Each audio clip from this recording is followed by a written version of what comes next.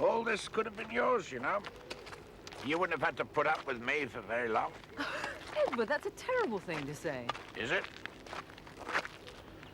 You never really loved me, did you? I was very fond of you. But you turned me down. Should we be talking like this, Edward? Oh, you made a big mistake there. You'd have made a terrific Lady Freer.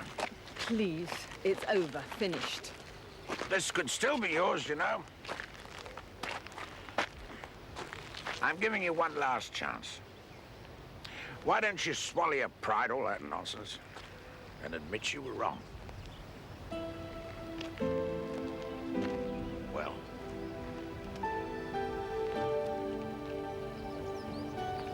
I think it's time I went. Just like that? Yes, just like that.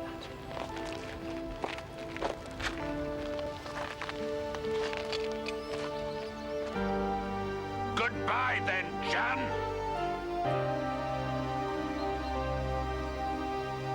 Goodbye, Edward.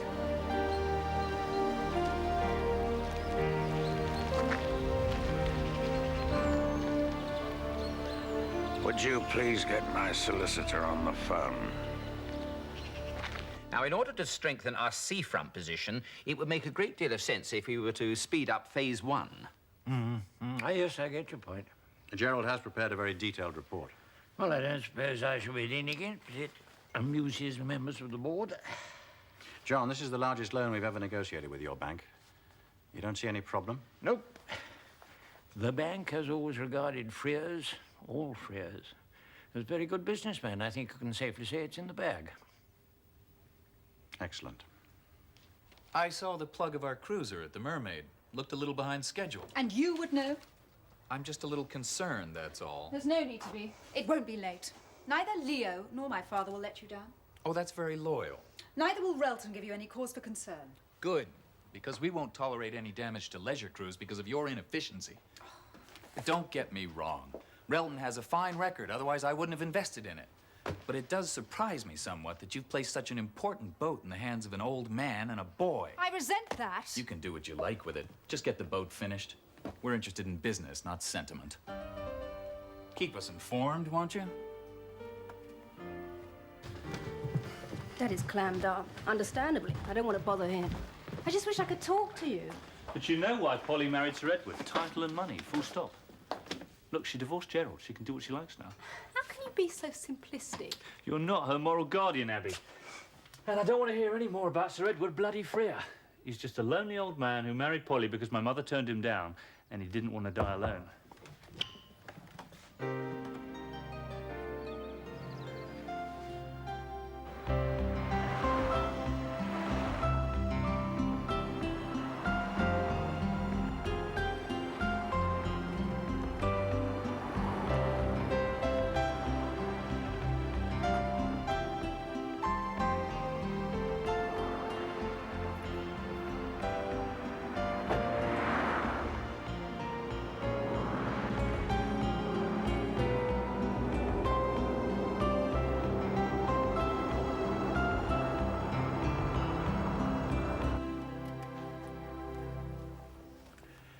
You don't mind my coming here?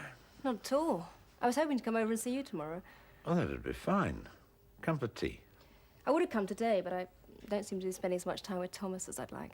I don't want to become like my... You do understand about the marriage? I'd rather not talk about it.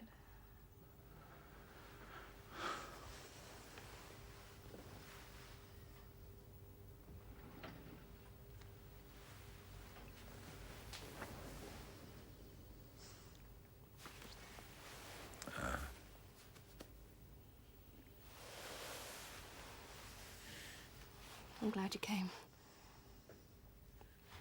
Do you want a coffee? Yes. Can I ask you a favour? Oh, of course, my dear. Anything. I'd love to have a photograph of you holding Thomas. Oh. He wanted me to say that I'd been a fool. I mean, I couldn't believe it. Oh, got to admit that I made the gravest mistake of my life in turning him down. And that if I showed enough remorse, then he'd forgive me. He would pat me on the head and hand me the keys to Highfield. As if I'd want to be lumbered with that millstone. Well, at least you haven't lost your self-respect, darling. You know what really upset me? These colours okay? Yes, they're fine, they're fine. He thought that I would accept it. I mean, who does he think I am? Polly? I hope not. One Polly's quite enough.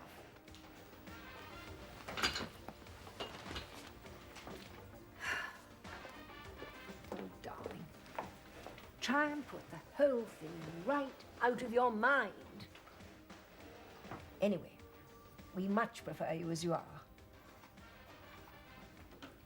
He frightens me. He can be so vindictive. I didn't dare lose my temper, but I think he knew. Can you just get him up a bit closer to your face? Okay. Okay, Thomas. Thomas, all right? That's good. That's nice, that's nice. Okay. That's good. Yeah, he's teething. Cried himself to exhaustion last night. When he gets tired, he picks up anything. I'm sure he's got a cold coming. Lucy, you'll have to move that one back because I can't guarantee you to be back there by 4 o'clock. Well, Yes, don't of course worry I- about this evening. Everything's fixed. Oh, and I'm going to fetch the cake this afternoon. Lovely. Can you keep her busy till 8? Yes, sure. Here she comes. Hello, darling. Hello. Hey, Yes, Lucy, Linda. I'll move that one back. Sorry, must dash. There's a treble at thirst that can't wait. Oh, and I want to give my congratulations to Jack and Vanessa. Oh, give him my love. I will. Mine too. Bye. Bye, darling. Bye. You have got some fantastic stock. Like them? Very much. How are you settling in? Well, now, about lunch. No, I can't. I'm sorry. I've got a meeting with Robert. Another grilling in the grill room, no doubt. No, that's not fair. He's excellent, really. He just doesn't like any grey areas. And my life seems to be one long grey area at the moment. I've taken on a massive commitment, Lynn.